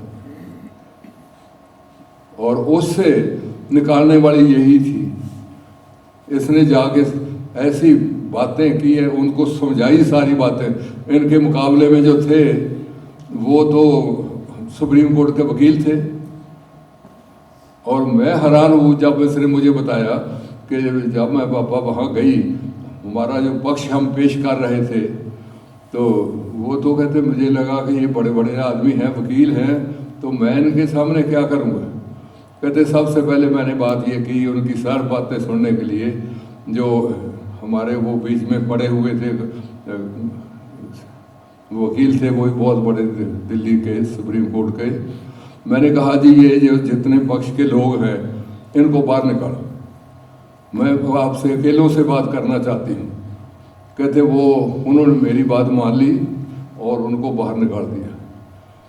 कहते वो जिसने उनको निकाल, वो सारस बने थे वो, तो वो उसने कहा कि ये लड़की ने आते ही हमारे ऊपर डोमिनेट कर दी सबको, और सब बड़े बड़े वकील बाहर निकाल दिए।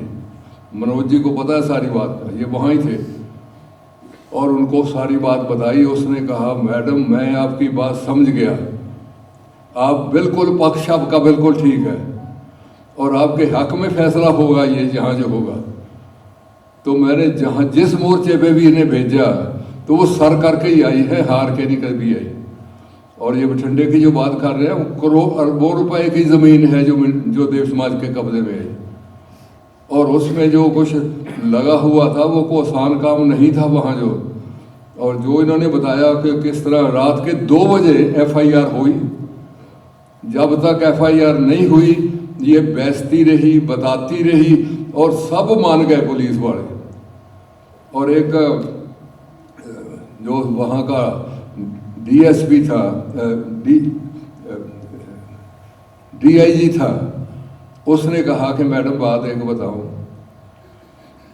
हमने आपके ऊपर उस वक्त मैं आपका चेहरा देख रहा था कि आपके बात को हम ऐसे मान रहे थे जैसे हम बच्चे छोटे होते हैं, ऐसे आपने हमारे साथ बात की। कहते आपके अंदर पता नहीं क्या आध्यात्मिक ताकत है कि ये केस हो ही नहीं सकता था। कहते हम भी इस बाद में सोचते रहे, और उसने कहा आपके ऊपर तो कुछ साया है, कोई किसी बहुत बड़े इंसान का साया है, कोई आपके ऊपर वाहिगुरु का साया है और है। तो ये काम जो आप करके चली हैं, जो आधी रात को उसमें FIR लॉन्च हो गई उनके खिलाफ 2 बजे रात के, तब ये वहाँ से उठी और फिर वहाँ सुबह इधर को आई है। तो इसलिए देव समाज का काम करना, देव समाज के मिशन में अपनी शक्तियों को लगाना, और बहुत प्रगतिशील लेडी है। जब इसका नाम भी रखा है इसके मामा ने, तो मैं भी दोनों से, तो सरदार रमनीत सिंह भगत सिंह जी के भाई वहाँ आए हुए थे, उन्होंने मुझे कहा कि आपने अपने बेटे का नाम ब्रूनो रखा है। मैंने कहा हाँ जी।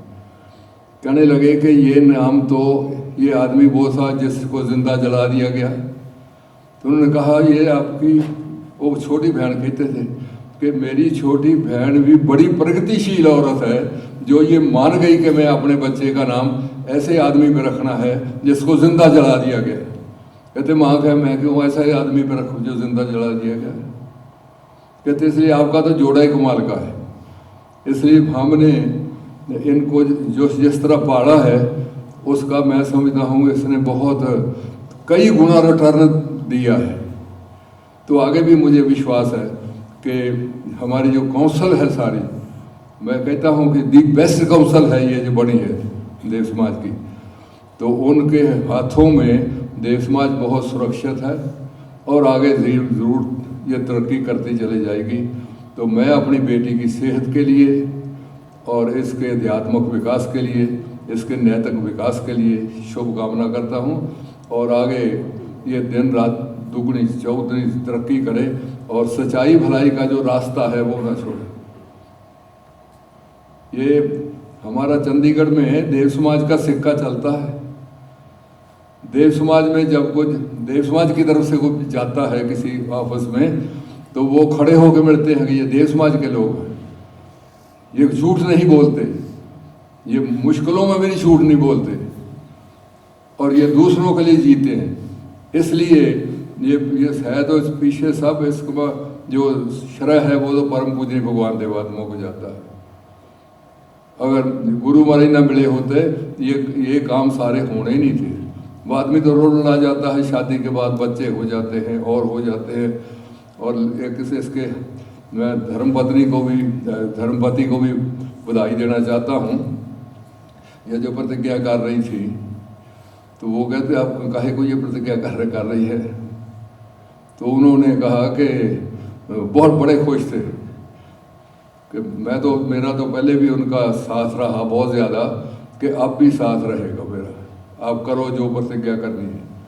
नहीं तो आदमी कहता है क्या प्रतिज्ञा करके साधनी बन रहे हो, साधनी नहीं बनना है। ये तो एक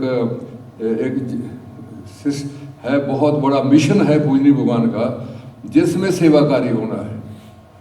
इसलिए बहुत बहुत आप सबको बधाई है। आपने ये इसमें देखा है ये क्या कितना शानदार प्रोग्राम बना कि एक इतनी पढ़ी लिखी लड़की इतनी जो दूसरे योग है वो उसने पूजनीय भगवान के मिशन को ही चुना, जो उसके फादर ने मिशन चुना था, जो उसकी माँ ने मिशन चुना था, वो ही मिशन वो उसने चुना है।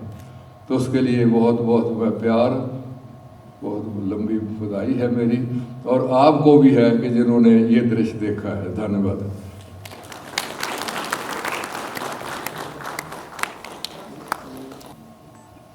मैं समझती हूँ कि मेरा बहुत बड़ा सौभाग्य है कि मुझे यहाँ तक पहुँचाने में आप लोगों ने बहुत मेरी सहायता की, और जो मैं इस रास्ते पर चल पा रही हूँ वो मेरी पेरेंट्स की वजह से है कि उन्होंने मुझे गुरु महाराज जी का दर दिखाया।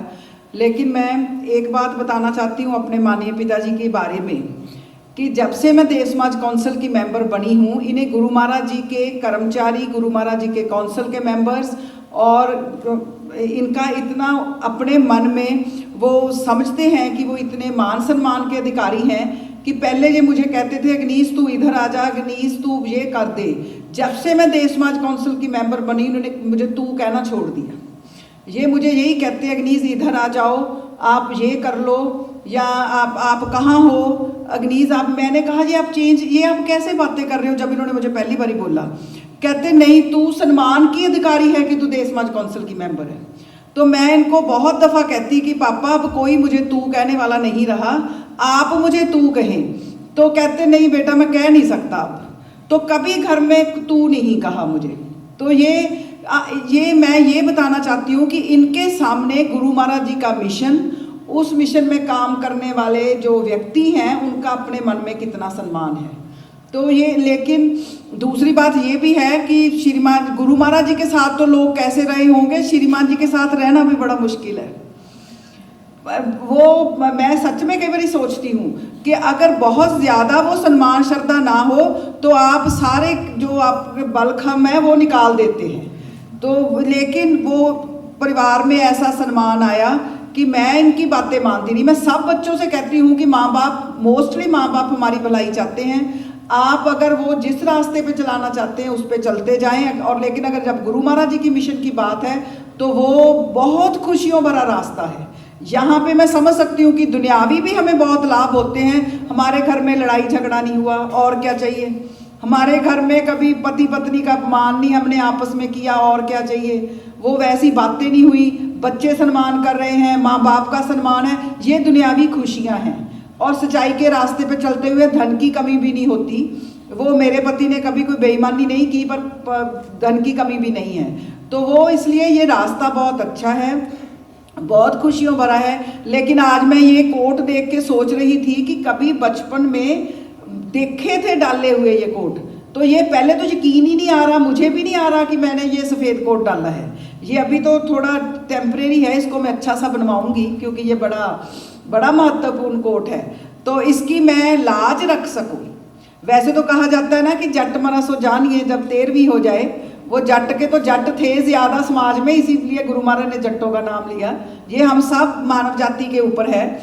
तो ये ऐसी बातें मेरे श्राद्ध पे होंगी तो मुझे शायद परलोक में बहुत खुशी होगी, जो मेरे लिए आज बोला गया, क्योंकि ये तब बोलने वाली बातें हैं जब तक इंसान जिंदा है उसका कोई पता नहीं। पर मैं सोचती हूँ, मुझे ये यकीन है कि मैं ऐसे माँ बाप की बेटी हूँ कि गुरु महाराज जी को दगा नहीं दूंगी, आप धर्म संबंधियों को कभी पीठ दिखा के नहीं भागूंगी। देव समाज का जो मुझे आज जिम्मेवारी दी गई है उसकी पूरी लगन के साथ और मेहनत के साथ मैं काम करूंगी। बहुत बहुत धन्यवाद। भगवान देव आत्मा की जय। भगवान